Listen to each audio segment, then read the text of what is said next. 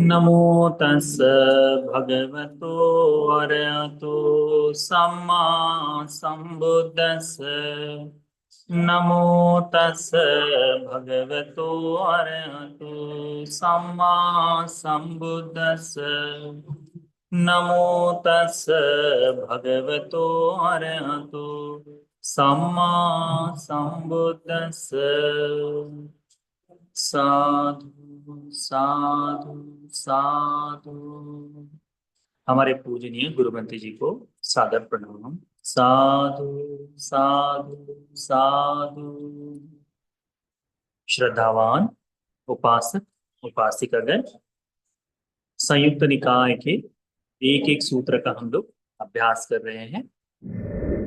भगवान बुद्ध जी ने संयुक्त निकाय में बहुत ही सुंदर सुंदर ऐसे सूत्रों का उपदेश दिया है, जो 5 मिनट 10 मिनट के श्रवण मात्र से हमारे जीवन में एक बहुत बड़ा लाभ दे सकता है, अपने जीवन को परिवर्तित करने के लिए बहुत सहायक हो सकता है। तो इस सूत्रों को जानते हैं।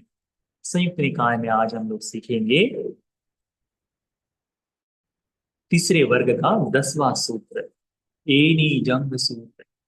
ठीक है, यानी जो पैर है, एड़ी है, इनके अनुसार इनके उपमा देकर जो निर्देशित क्या सूत्र है, या फिर दुख मुक्ति के लिए जो मार्ग बताया है उसका सूत्र है।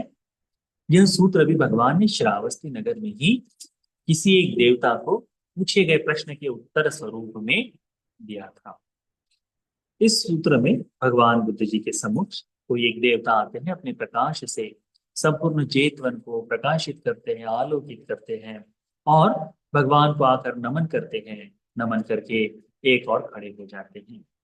एक और खड़े यह देवता भगवान बुद्ध जी को इस तरह से पूछते, कहते हैं, ए निजंग किसंग वीरं अप्पाहारं अलोलुपं सिंहं के वेकचरं नागं कामेषु अनपेक्षिणं उपसंकम पुच्छाम कथं दुःखापमुच्यते इति। बड़ा सुंदर भाव है देवता का। इस सूत्र में हम देखते हैं कि भगवान बुद्ध जी के गुणों की प्रशंसा कर कर, उनके लक्षणों की प्रशंसा कर कर यह देवता धीमे से अपने काम की बात पूछता है। हम देखते हैं ना, लोग कई बार किसी व्यक्ति को कोई काम हो तो वे आते हैं और अपनी दूसरों की, यानी जिनको जिनसे कुछ काम करवाना है, उनकी बढ़ाई करते हैं, उनकी उनकी प्रशंसा करते हैं और धीमे से अपनी बात करते हैं। तो देवता भी उसी तरह से भगवान बुद्ध जी के अंग वर्णन की प्रशंसा कर कर, भगवान बुद्ध जी के अरहत्व की प्रशंसा कर कर भगवान बुद्ध जी को ये बड़ा सुंदर प्रश्न पूछते हैं। क्या कहते हैं ये देवता? कहते हैं कि हे मृग की समान पैरों वाले, बिल्कुल लीन शरीर, जो कहते हैं ना कि बहुत दुबला ना हो, बहुत मोटा ना हो, बिल्कुल तंदुरुस्त जैसा शरीर है, ऐसे बलशाली काया से युक्त, भोजन की मात्रा को जानने वाले आप भगवान, हे लोभ रहित मुनि, जिन्होंने लोभ को संपूर्ण खत्म कर दिया है, ऐसे लोभ रहित मुनि, सिंह के समान, सिंह के समान रहने वाले हैं मुनिजन, निष्पाप, काम भोगों को जिन्होंने दूर कर दिया है, काम भोगों के प्रति संपूर्ण त्याग से निरपेक्ष भाव से रहने वाले हैं आप भगवान। मैं आपसे पूछता हूं कि इन भव दुखों को कैसे दूर करे, इन भव दुखों से कैसे मुक्ति को प्राप्त हो। सुंदर प्रश्न है ना। क्या कहते हैं कि भगवान उनके शरीर की प्रशंसा करते हैं, कि भगवान का स्वभाव, उनके जो शरीर स्वभाव में है, 32 महापुरुष लक्षणों में आने वाले लक्षणों के बारे में जो बात है, उन्हें देख, है ना, और उनके अरहत्व को देखकर यह प्रश्न पूछते हैं, और धीरे से उनकी प्रशंसा करके कहते हैं कि भगवान, आप तो निर्विकार हैं, आप जीवन मुक्त हैं, आप हमें बताएं कि मैं कैसे इन दुखों से मुक्त हो सकूं, मैं कैसे इन विकारों को दूर कर पाऊं। भगवान बुद्ध जी कहते हैं, उत्तर देते हैं उस देवता को, कहते हैं, पंच काम गुना लोके मनो छठा पवेदिता एत छंदं विराजेत्वा एवं दुखा पमुच्यति थी। क्या कहते हैं भगवान भगवान बुद्ध जी कहते हैं कि संसार की जो पांचों इंद्रियां हैं, सांसारिक पांच इंद्रियां हैं, कौन कौन सी पांच इंद्रियां हैं जिससे हम काम भोग भोगते हैं?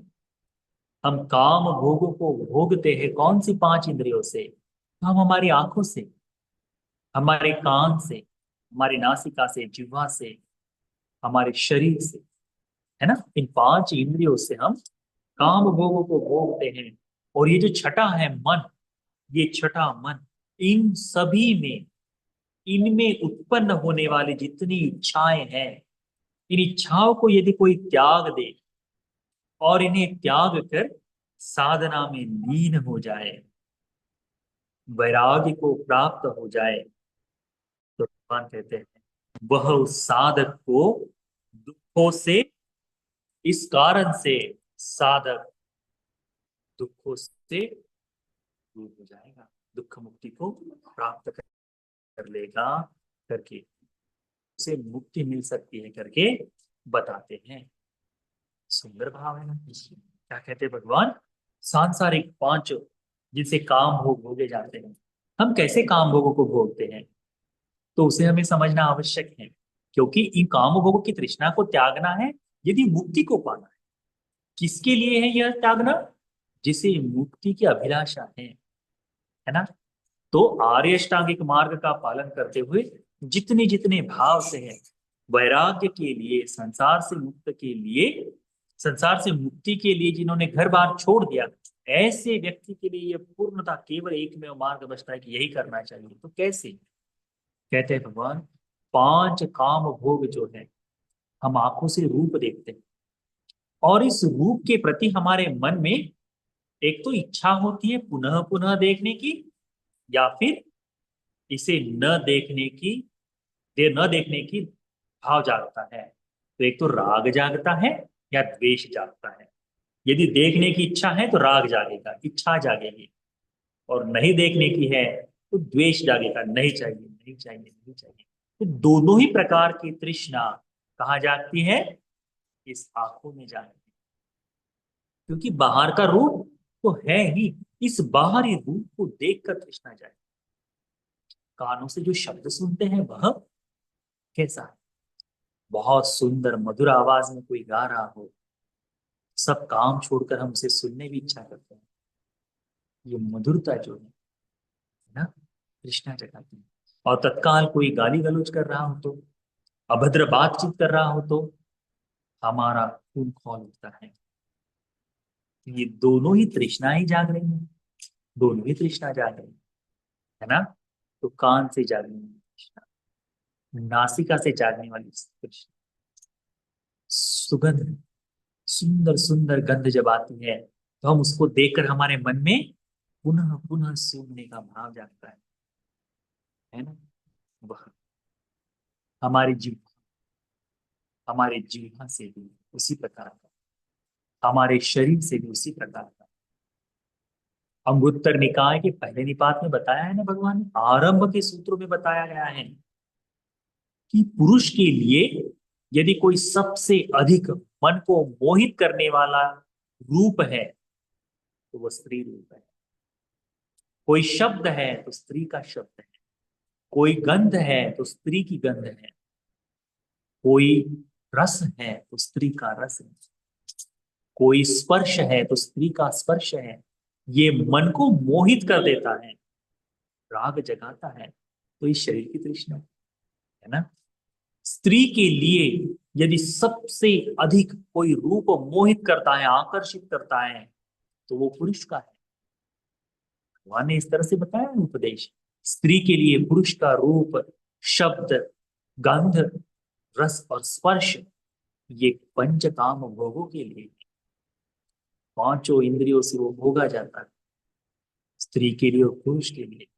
तो बाहरी रूप है ही है ना? वो भोगा इसमें जाता है। तो इन पंच काम भोगों की जो तृष्णा है उसे त्यागने के लिए कहा है। ये तृष्णाएं जागती कहाँ है? ये तृष्णाएं घर कहाँ करती है? तो मन के सहारे घर करती है। तो छठा इंद्रिय है घर, मन। छठा इंद्रिय है मन। इस मन के सहारे ये जागती है। तो भगवान कहते हैं इन इंद्रियों में, इन इस मन में जागने वाली जितनी तृष्णाएं हैं, जितनी इच्छाएं हैं, इन तृष्णाओं के प्रति, इन वासनाओं के प्रति वैराग्य का भाव जाग जाए, त्यागने का भाव जाग जाए, तो वह साधक साधना में लीन होकर निर्वाण को प्राप्त कर सकता है, दुख मुक्ति को प्राप्त कर सकता है। परंतु ये किसके लिए है? जिसे दुखों से सर्वतः मुक्त होना है, जिसे निर्वाण को पाना है, उसके लिए है। सुंदर बताया ना भगवान ने। देखो, प्रशंसा करके एक छोटा सा प्रश्न पूछा कि दुख मुक्त कैसे हो, और भगवान कहते हैं कि सभी तृष्णाओं को त्याग देने से ही दुख मुक्त होता है। एक भाव है इस बुद्ध शासन का, बड़ा सुंदर है। बुद्ध शासन की छोटी सी बात उठा के देखो, भगवान की एक छोटी सी बात उठाकर देखो, इस बात में भी चार आर्य सत्य झलक। भगवान ने क्या? सभी तृष्णाओं को त्याग। दूसरा आर्य सत्य क्या कहता है? ये तृष्णा है, काम तन्ना, भव तन्ना, विभव तन्ना, ये तन्ना ही है जो जन्म के लिए प्रेरित करती है। और तीसरा आर्य सत्य, इसे त्यागने की भाव को। चौथा आर्य सत्य, तो चौथा आर्य सत्य इसे संपूर्णतः बाहर कर देने के लिए बताता है। कैसे? आर्य अष्टांगिक मार्ग के सहारे। कैसे? आर्य अष्टांगिक मार्ग के सहारे चाहता है। तो वो कहे कि मैं आज से संपूर्ण रूप को, शब्द को, गंध को, रस को देखना बंद कर दूं, तो आर्य अष्टांगिक मार्ग पर चलना हुआ क्या? नहीं। धीमे धीमे आर्य अष्टांगिक मार्ग पर चलने के लिए जो पैर रखना है, कैसे? कि धर्म के सहारे चलते। तो उसमें सम्मा दिट्ठी, सम्मा संकल्प, सम्यक संकल्प लेकर, संकल्पवान लिया हुआ व्यक्ति आगे बढ़ता है। सम्यक वाणी, सम्यक वाणी में जितनी बातें बताई, शील के सहारे धर्म का मार्ग चलना है बताया भगवान ने। तो वाणी का शील, चार अंग, उसका पालन। फिर शरीर से सुरक्षित करना, ब्याह हो चुका है तो उसके लिए कामे सुमिच्छाचारण, ब्रह्मचारी के लिए, घर छोड़ दिए व्यक्ति के लिए ब्रह्मचर्य, इसको देखना है, उसको जानना। फिर भगवान बताते हैं कि यह मार्ग धीरे धीरे कैसे हम एकाएक तृष्णाओं को त्याग सकते हैं। तो व्यायाम करते हुए, प्रधान सूत्र सम्मा व्यायाम, उसका अभ्यास, स्मृति संप्रजन्य को बनाकर रखने से, समाधि का अभ्यास करने से, तृष्णा का त्याग कर साधक ध्यान का, साधना का अभ्यास करता है, तो वह व्यक्ति आगे चलकर सभी दुखों से मुक्त हो जाता है। इसीलिए भगवान बुद्ध जी ने बहुत ही सटीक मार्ग बताया हमें चलने के लिए, और वह है आर्य अष्टांगिक मार्ग, सभी तृष्णाओं को त्यागने के लिए, है ना। तन्ना क्षयो करके निर्वाण, तृष्णा का क्षय निर्वाण। तृष्णा का क्षय कैसे होगा? तो आर्य अष्टांगिक मार्ग के सहारे। तो उपासक उपासिका गण ध्यान में रहे। यदि कोई व्यक्ति चाहता है दुख मुक्त होना, यदि कोई व्यक्ति चाहता है कि मैं तृष्णा को समाप्त कर दूं, तृष्णा को त्याग दूं, इस तृष्णा से वैराग्य जागे, तो उसे कौन से रास्ते पर चलना चाहिए? आर्य अष्टांगिक मार्ग। देखो, एक छोटे से सूत्र में भी भगवान बुद्ध जी संपूर्णतः मुक्ति के मार्ग का ही विवरण चाहते हैं, है ना। तो आप भी इस सूत्र को अच्छी तरह से ध्यान में रखें। सूत्र बड़ा सुंदर है, बड़ा ही सुंदर, बड़ा संक्षिप्त सूत्र है, बहुत ही छोटा सूत्र है, परंतु धर्म को बताने वाला। हम अक्सर बताते हैं कि भगवान बुद्ध जी ने पहले दिन धर्म का जो उपदेश दिया था, प्रथम धम्मचक्र प्रवर्तन सूत्र से लेकर तो परिनिर्वाण की धर्म देशना तक, भगवान के इस दुख मुक्ति के मार्ग में, दुख मुक्ति के लिए जो अभ्यास बताया है, वह एक ही है, एक ही है, कोई दूसरा परिवर्तन नहीं है उस मार्ग में। पहले सूत्र का उपदेश क्या किया? धम्मचक्र प्रवर्तन सूत्र में 4 आर्य सत्य का विवरण। परिनिर्वाण के सूत्र में भी भगवान बुद्ध जी ने धर्म का उपदेश मुक्ति के मार्ग के लिए ही किया है। भगवान कहते हैं ना कि यदि किसी भी जगह, किसी भी अन्य धर्म में भी यदि यह आर्य अष्टांगिक मार्ग दिखता है तो वहां मुक्ति संभव है करके कहा है। इसी मार्ग शासन में 4 श्रावक पाए जाते हैं, क्योंकि आर्य अष्टांगिक मार्ग है मुक्ति के लिए प्रयासरत होने वाले। तो हमें इस दुख मुक्ति के मार्ग पर चलने के लिए आर्य अष्टांगिक मार्ग पर ही चलना पड़ेगा। तो सिद्धांत, ये जो सूत्र है, इस सूत्र का नाम है एनी जंग सूत्र, यानी पैरों की एड़ी की जांग की उपमा देकर भगवान ने जो सूत्र उपदेशित किया है वह है ना। भगवान के शरीर की प्रशंसा की थी देवता ने, उनकी प्रशंसा कर कर धीमे से अपना प्रश्न पूछा और बड़ा ही गंभीर उपदेश भगवान ने बहुत ही सरल तरीके से बताया। तो यह सूत्र आप सभी को दुख मुक्ति के मार्ग पर चलने के लिए, आर्य अष्टांगिक मार्ग पर चलने के लिए उपकारी हो जाए। साधु साधु साधु।